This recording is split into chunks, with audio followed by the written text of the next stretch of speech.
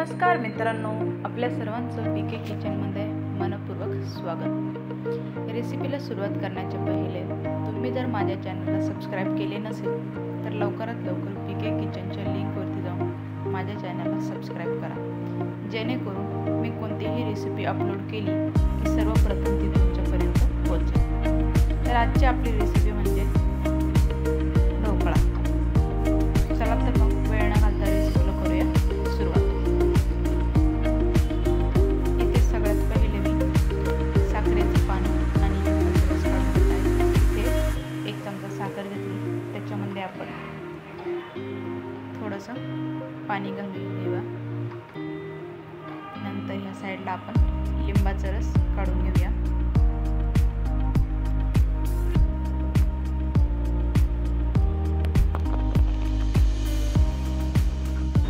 आता आपण ते लिंबाचं पाणी एका दुसऱ्या वाटीमध्ये गाळून घेऊया। इथे सगळ्यात पहिले आपण मिक्सरमध्ये 1 कप बेसन पीठ घेतलं।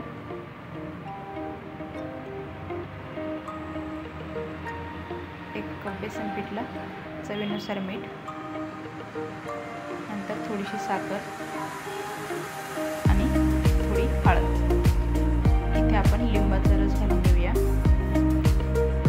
हे झाल्यानंतर आता आपण थोडंसं पाणी घालून घेऊया आणि मिक्सरला दळून घेऊया। तुम्ही बघू शकता आपण दळून घेतलेलं आहे। आता आपण ते एका वाटीमध्ये काढून घेऊया।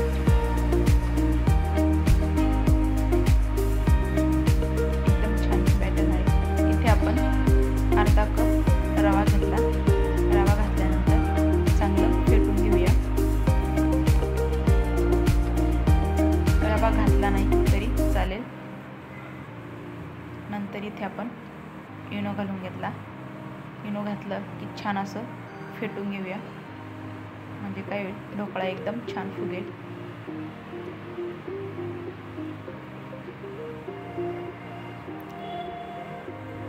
थोडंसं पाणी ॲड केलं आपण, परत चांगलं फेटून घेऊया।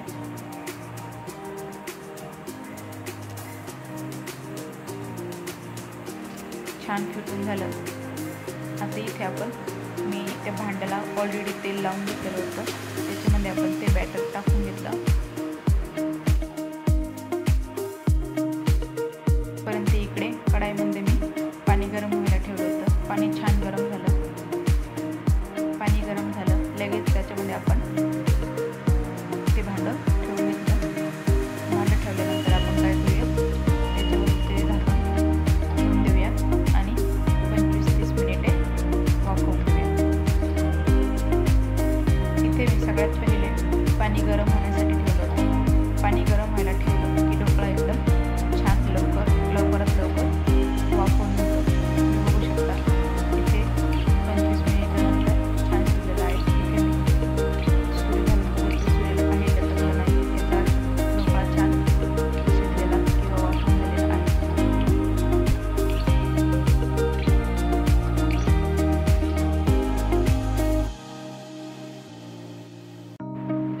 आता इथे आपण कढाई खाली उतरून घेतली।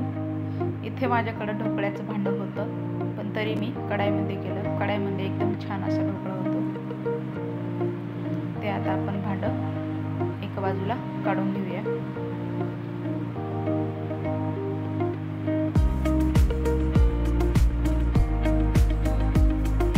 तर त्याला आपण सुरीच्या साहाय्याने असे कडा त्याच्या चिकटल्या वगैरे असेल त्या काढून घेऊया। पण इथे छान फुगलेला आहे, काय लटकलं वगैरे। आता आपण इथे ते ढोकळ्याचं भांडं होतं ते पालथं घातलं। तुम्ही बघू शकता एकदम इझिली असं पूर्णपणे ढोकळा बाहेर निघला, म्हणजे छान फुगलेला आहे।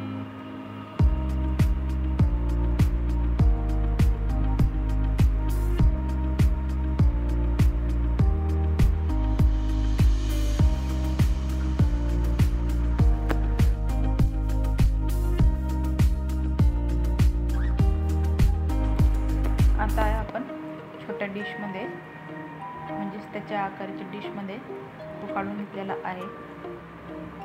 तोपर्यंत आपण काय करूया, तडक्याची तयारी करूया.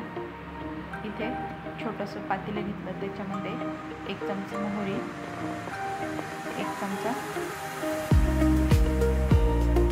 जिरे,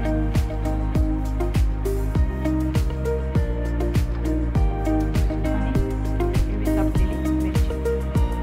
मिरचीनंतर थोडेसे 4-5 कढीपत्त्याची पानं, नंतर कोथिंबीर आणि थोडीशी हळद. हे सगळं घालून झालं की आपण साखरेचं पाणी आणि लिंबाचं पाणी, लिंबाचा रस काढून ठेवला ते आपण घालून घेऊया. आणि चवीनुसार मीठ घातल्यानंतर 1 ते 2 मिनिटे हे छान, म्हणजेच फोडणी छान उकळून घेऊया. फोडणी ही छान उकळलेली आहे, तोपर्यंत इकडे आपण ढोकळा कट करून घेऊया. तुम्ही तुमच्या आवडीनुसार कट करू शकता. इथे मी चौकोन या शेपमध्ये कट करत आहे.